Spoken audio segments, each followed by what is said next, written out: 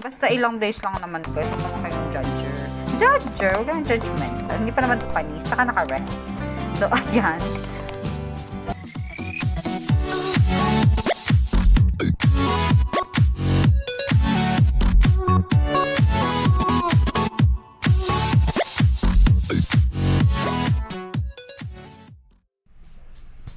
Welcome back mga ka-far! So ngayon, aalis kami kasi may bibilhin kami.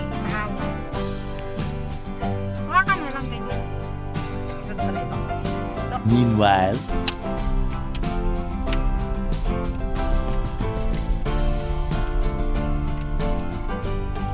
alam kong ganun.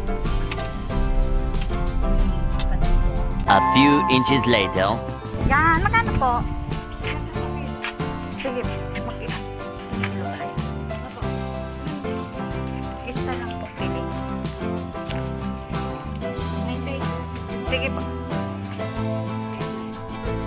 So yun guys, nakabili na kami na tagini. Saging na saba. I'm home, I'm home, I'm home, I'm home, I'm home, I'm home, I'm home, I'm home, I'm home, I'm home. So for today guys, gagawa tayo ng tinatamis na saging at kamote. So meron tayong saging na saba, meron tayong kamoting bagin, tapos brown sugar. Tapos ang pagkakaalam ko, may natira kami bilo-bilo nung namartihan ako ng Sabado. Meanwhile, So diba, may mga leftover. So ito yung leftover na nakita ko na bilo-bilo nung namartihan ako nung Sunday ata yun. Hindi. Basta ilang days lang naman guys. Huwag naman kayong judger. Huwag kayong judgmental. Hindi pa naman panis. Tsaka naka-rest. So ayan. Ayun. So yan. So may mga natarang bilo-bilo. oh my God! Wow! Okay. So ready na ang ating saging. Nagayat-gayat ko na yan. Tapos yung ating kamote. Sinuha ko siya sa water kasi sabi ni Mouse, mangingitim daw siya pag hindi nakababad sa tubig. Kung hindi mo pa siya gagamitin. Tapos, yun, yung leftover natin na bilo-bilo. Plus, yung ating brown sugar. Okay, luto na tayo. Lalagay ko na yung ating kamote kasi ito yung pinatagal na kamote.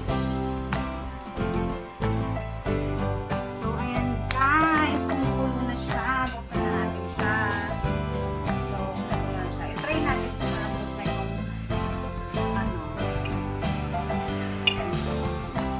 yun. So, nababasag na siya.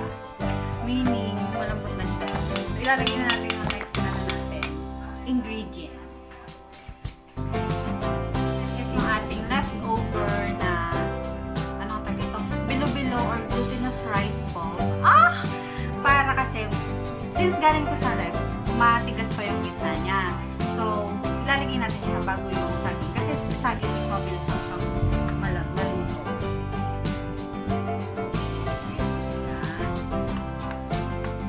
A few moments later.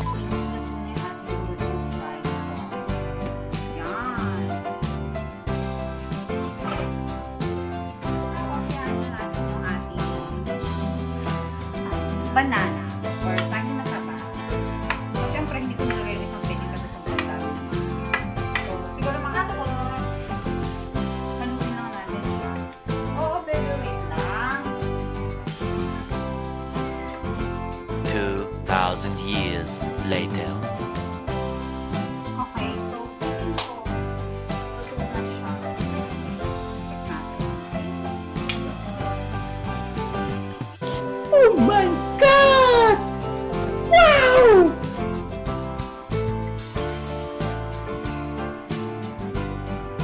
So, ayun na muna guys for today. Thank you so much for watching and don't forget to like,